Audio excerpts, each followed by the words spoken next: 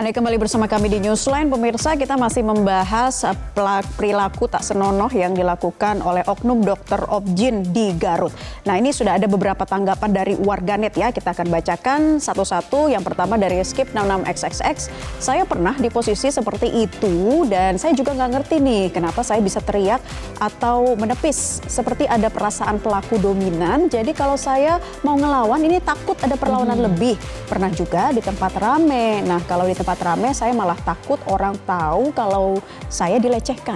Oke, ini terkait dengan respons korban pelecehan begitu ya yang tidak bisa serta-merta melakukan perlawanan. Betul. Nah, komentar berikutnya dari @the_rhn. Pentingnya cek USG sama suami atau paling minimal ditemani, apalagi kalau dokternya laki-laki.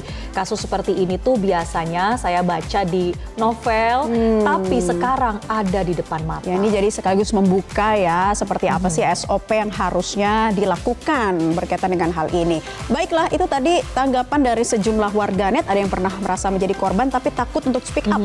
Nah, berkaitan dengan korban yang sudah mulai lebih banyak nih pemirsa dalam kasus Garut ini melakukan pelaporan, kita konfirmasi langsung ke Pak Ibda Susilo Adi.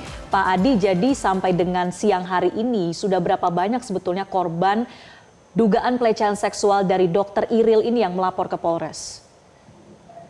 Untuk sampai saat ini 2 orang korban sudah melaporkan ke Polres Garut dan sudah dilakukan pemeriksaan. Kami juga menghimbau kepada seluruh warga atau korban agar melaporkan kepada Polres Garut karena rahasia akan kami jamin dan perlindungan kepada pelapor akan kami lakukan secara maksimal.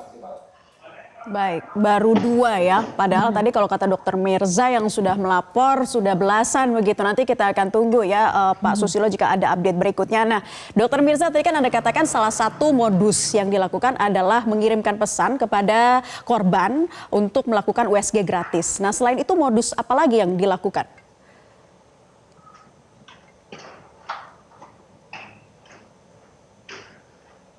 Dokter Mirza, mohon maaf audionya belum terdengar. Oh ya, mohon maaf. Ya, silakan. Jadi kalau modusnya itu sebenarnya yang saya terima itu ada informasi yang saya terima ada banyak. Tapi yang saya bisa sampaikan adalah yang ada bukti chatnya. Yang ada bukti chatnya adalah yaitu mengadakan voucher ya untuk pemeriksaan 4D gratis atau murah diskon gitu ya. Tapi diajak pergi. Tapi ada juga yang ini ada bukti chatnya meminta calon korbannya itu untuk melakukan transfer gitu ya ke nomor rekening pribadinya gitu untuk dilakukan tindakan medis yang berkaitan dengan obstetrik atau obgyn gitu.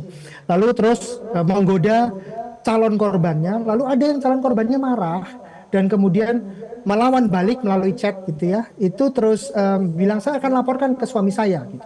Lalu terus dia, loh kok marah sih, pokoknya kurang lebih seperti itu ya.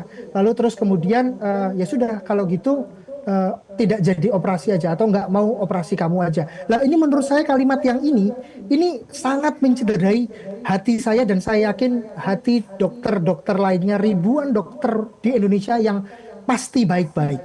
Nah ini dia menggunakan kuasanya untuk melakukan hal seperti ini. Ini menurut saya agak keterlaluan, bukan agak, sangat keterlaluan gitu.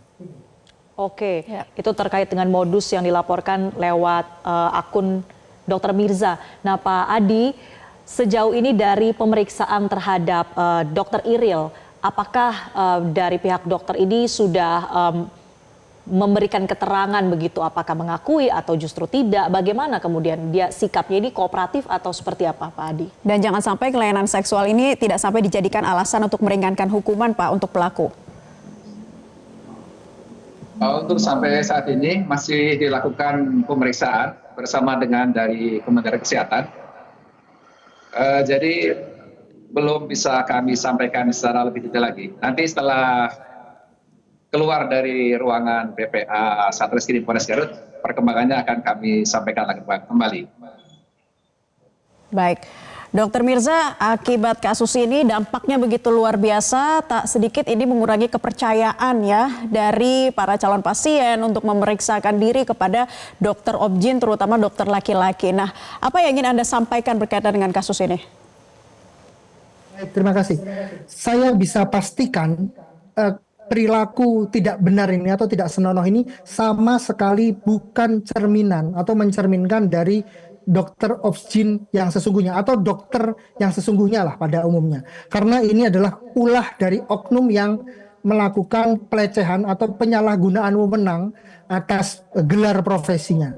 Nah ini jadi buat teman-teman atau calon pasien tidak perlu takut untuk periksa ke dokter atau ke dokter obsgin yang laki-laki. Karena normalnya atau umumnya, lazimnya itu dokter obsgin itu praktek ditemani dengan perawat atau bidan. Terutama jika dokternya adalah laki-laki. Itu pasti akan ada yang menemani yaitu perawat atau bidan. Karena setelah viral kasus ini, teman-teman sejawat saya yang obsgin, yang laki-laki atau mungkin yang perempuan bertanya, loh kok itu praktek tidak ada bidannya atau tidak ada perawatnya gitu. Jadi pertanyaan-pertanyaan itu muncul, artinya berarti lazimnya memang kalau praktek itu ada perawat atau ada bidannya, sehingga tidak mungkin hanya ada seorang dokter ya laki-laki begitu dengan pasiennya. Itu umumnya seperti itu. Jadi teman-teman nggak perlu takut. Pun misalkan ada kejadian seperti ini ya, artinya kondisi di mana hanya ada satu dokter laki-laki dan pasien, bisa ajak keluarga. Bisa aja siapapun, suami atau kalau tidak ada suami atau teman atau keluarga. Ini meminimalisir terjadinya tindakan pelecehan. Tapi sebenarnya pada dasarnya teman-teman seharusnya tidak perlu khawatir untuk ke dokter. Karena dokter yang sesungguhnya itu tidak akan pernah melakukan tindakan keji biadab kepada pasien-pasiennya. Baik, ini tentunya jadi perhatian khusus juga ya bagi pihak kepolisian di Polres Garut. Untuk itu kita nantikan juga Pak Adi terkait dengan perkembangan dari penyelidikan kasus ini.